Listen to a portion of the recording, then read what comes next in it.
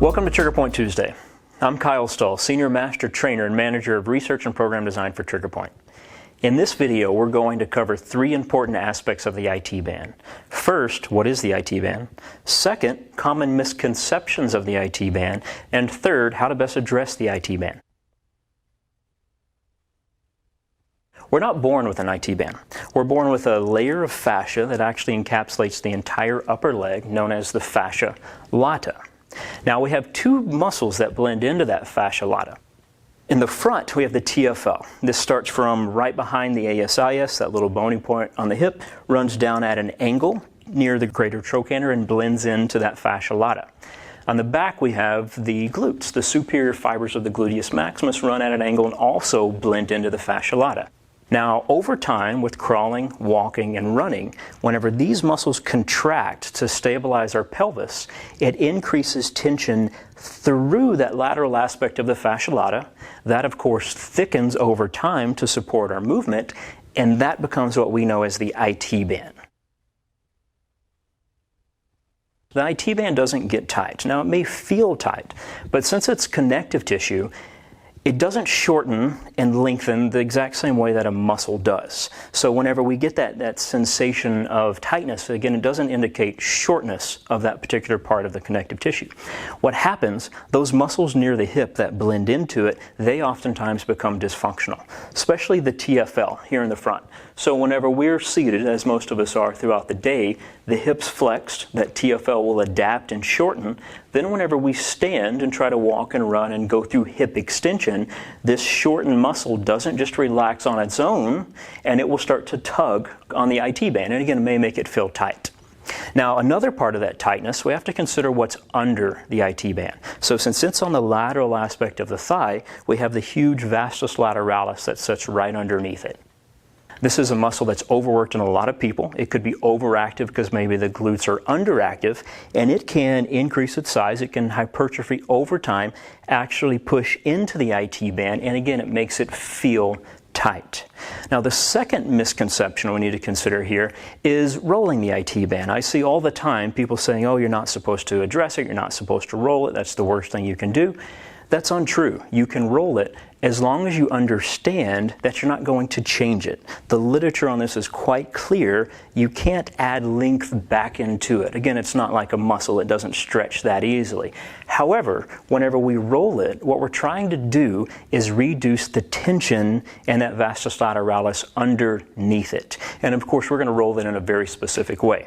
So that brings us to our third part. How do you best address it? Well, we're going to address those muscles we discussed, the TFL, here on the front of the hip, and the vastus lateralis, that lateral quad. So let's grab your foam roller and get started.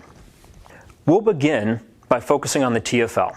Now the TFL, as we said earlier, is right here behind the ASIS and below. So to find it, if you take your hand, put it right below your hip bone, you can do a little rotation of the hip because the TFL is a secondary rotator, and you can feel that TFL pop into your hand. We'll place the grid foam roller right on that muscle. Now, since it's a smaller area, whenever we get pressure directly on it, that's typically going to be the spot you need to be on. Whenever we move to the vastus lateralis, since this muscle is a little bit larger, we're going to divide it into two zones. Zone 1 is going to be from right above the knee to halfway up the quad, and then zone 2 is going to be from halfway up to right below the greater trochanter. We don't want to roll over the greater trochanter because that usually just hurts. Now in each zone, we're going to perform a particular technique. So let's grab your grid, let's get in a position for the TFL. Once you've found your muscle, the TFL, you can place the grid directly on it. In most cases, you'll have to be at a slight angle here to get that direct compression onto it. Once you find it, if this is short and overactive on you, it's probably tender, and we just want to stop and hold pressure on that tenderness. We want to give this 20 to 30 seconds so that way the muscle can reduce tension, you can try to relax. So here you're just going to focus on breathing and again relaxing the muscle into it. After that first part, the next thing we're going to do is bring some blood and oxygen back into the area. Now the grid normally covers the entire muscle, but to do some rolling here, it's usually a very small roll up and down. And again, we're just applying some different compression onto the muscle. We're bringing some fluid and oxygen and stuff back into the area. We're going to go through that 4 times.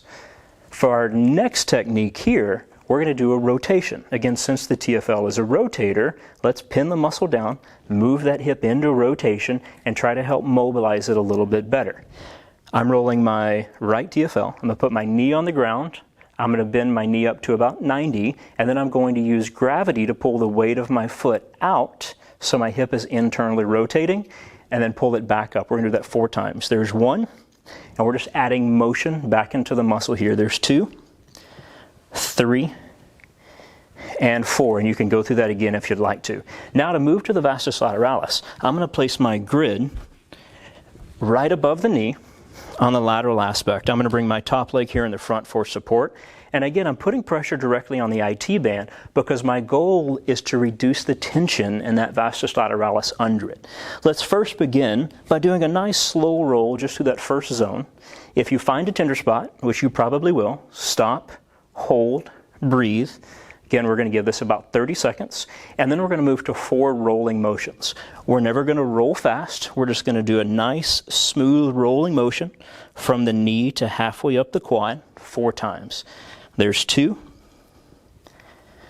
Try to relax the muscle. Again, continue breathing. There's 3. And 1 more is 4.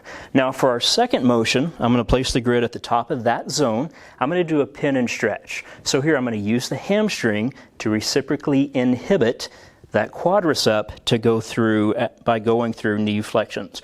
We're going to do this 4 times. This is a pin and stretch. So we're just pulling that muscle and that tissue through that compression, a lot like wringing out a towel. There's 2, 3, and 4. Whenever you're done with that, you can do that same thing up on the second zone, which is the top part.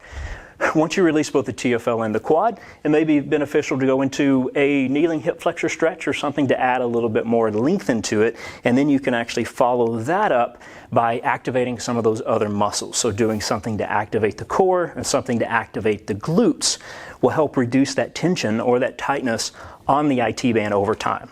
So thanks for rolling with us. Hope you enjoy, and we'll see you next time.